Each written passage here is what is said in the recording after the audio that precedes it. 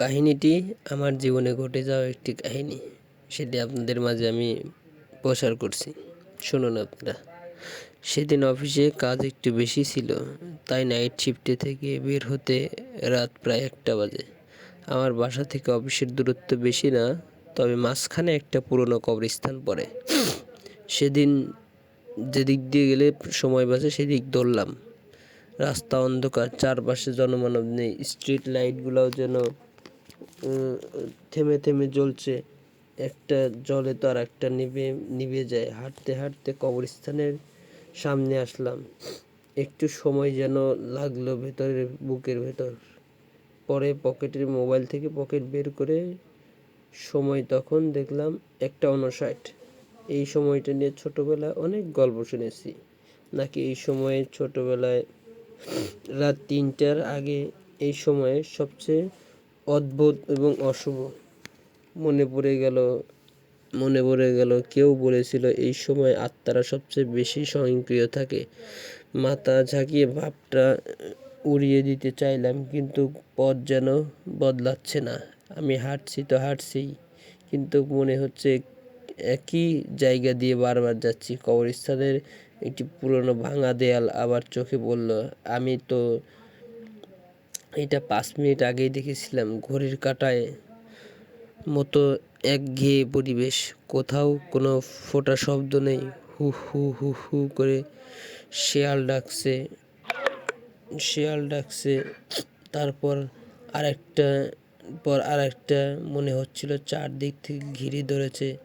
ঠান্ডা হাওয়া বইছে, কিন্তু আমার শরীর ঘামে ভিজে গেছে। হঠাৎ চেষ্টা করলাম দৌড়ে জায়গা ছেড়ে বের হতে। তখনই দেখি আমার একটি লোকটা হেঁটে যাচ্ছে, ছায়ার মতো আবয়ন। আশার আলো দেখলাম, ডেকে বললাম, ভাই সাব। লোকটি দাঁড়িয়ে পড়ল, কিন্তু সে মুখ ফিরিয়ে তাকালো না, কোনো কথা বলল না। নিঃশব্দ থেমে গেল, যেন আরো ভয় ধরিয়ে দিল। আমি দৌড়ে তার দিকে যেতেই শুরু করলাম, কিন্তু হঠাৎ আমার এক পায়ের জুতা খুলে গেল। রাস্তায় থেমে দাঁড়িয়ে জুতা উঠাতে গেলাম। যেই না মাথা তুলে পেছনে তাকালাম, লোকটি আর নেই। এক কদম নিখোঁজ, যেন কখনোই ছিল না। তার কোনো শব্দ না, কোনো ছায়া, শুধু ভেজা মাটির ওপর আমার দৌড়ানো পায়ের ছাপগুলোই পড়ে আছে। ওর কোনো ছাপ নেই। আমি আতঙ্কে জমে গেলাম। চারপাশে আরো ভারী হয়ে গেল। শেয়ালের ডাক থেমে গেল, আর তাতে যেন আরো বেশি ভয় লাগছে। মনে হচ্ছিল কেউ আমার পিছনে নিঃশ্বাস নিচ্ছে, কিন্তু আমি ঘুরে তাকাতে সাহস পেলাম না। পা টেনে শেষমেশ কোনো মতে বাসায় ফিরলাম। দরজা বন্ধ করে বসে পড়লাম। ঘড়িতে তখন বাজে ঠিক 2:39। পরদিন সকালে মা বলল, তুমি কোথাও যাওনি, সারা রাত ঘরে ঘুমাচ্ছিলা। আমি চুপ মেরে গেলাম।